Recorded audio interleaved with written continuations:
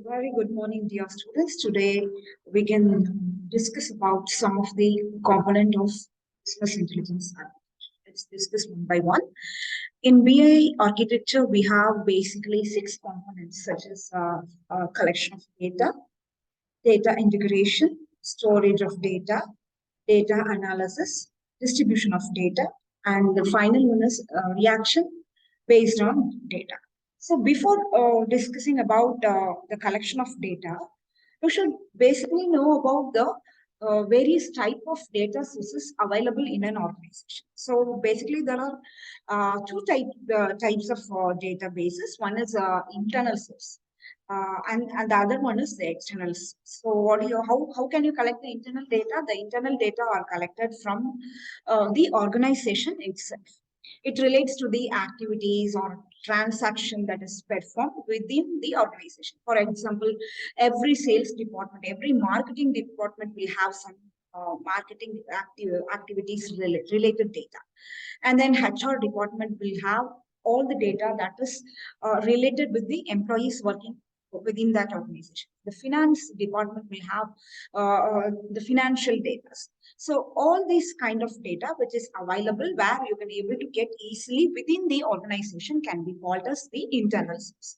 Then what are the external sources from where you can get the external data or like through social websites, okay, or from just from other website, other organization website. Okay, so these are the areas where you can able to get your data through the external source. And then internally, we have various kind of databases such as CRM. Okay, CRM is a software where the software maintain or like store the data such as sales leads and then other customer details such as their age, their name, and then their customers' preferences, okay, their customers' behavior, okay, at what time they visited your website. Every details which is related to the customers will be stored in the customer relationship management.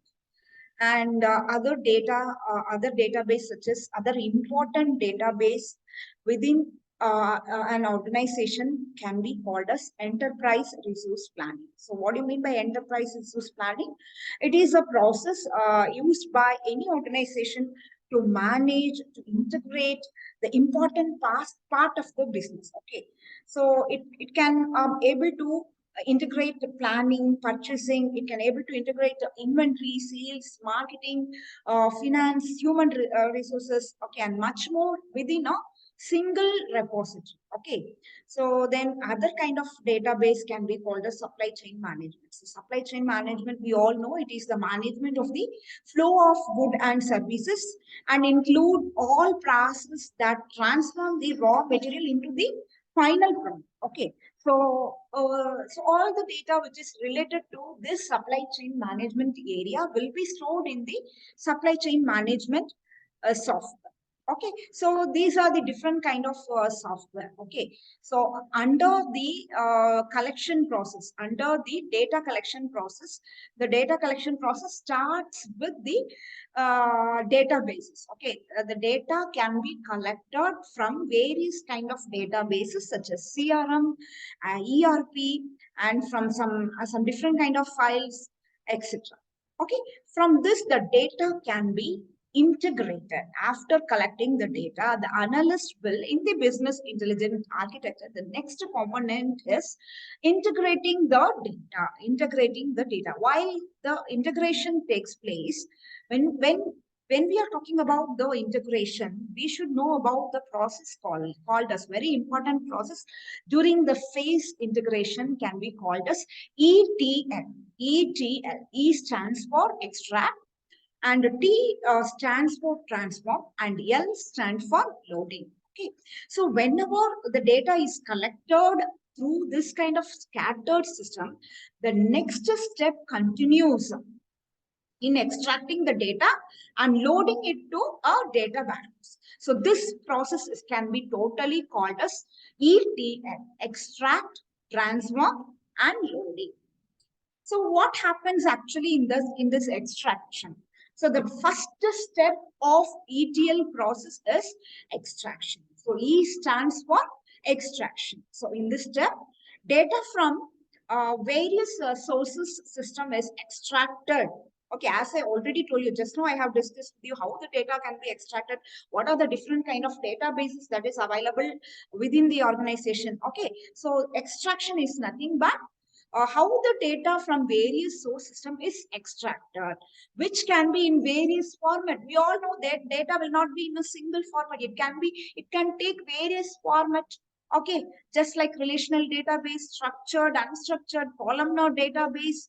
Okay, so this databases, this data cannot be directly stored into data warehouse.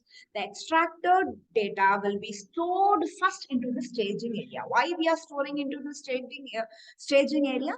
Because the data, the raw data, okay, the raw data uh, will not be like error. Will have some error, like. So in order to clean the data, we are storing the data in the staging area. Okay, so it is important to extract the data from various source system and store it into the staging area first, and not directly into the data warehouse, because the extracted data in the various form and can be corrupted. So it is necessary, it is very essential for the analyst to store the data in the staging area.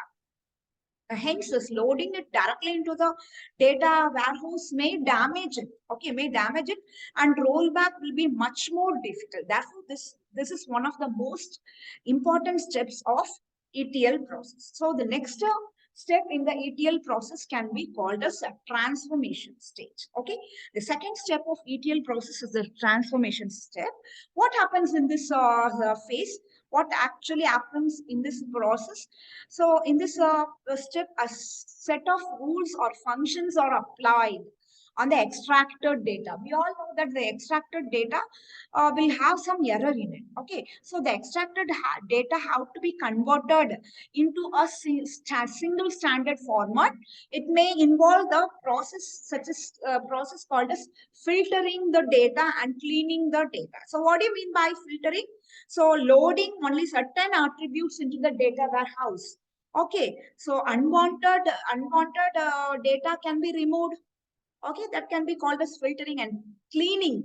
So you have to find out the missing values and you have to rectify those items. Okay, and you have to clean the duplicated data. Okay, so during the transformation stage, the process such as filtering will happen and cleaning the data will happen, and finally after in the ETL process, the analyst will extract the data, then transform the data, and finally after transferring the data can be loaded into the data storage area. Okay, the third and final step of ETL process is loading. In this step, the transformed data is finally loaded into the data warehouse. Sometimes the data is updated by loading into the data warehouse very frequently, and sometimes it is done after a longer but regular interval.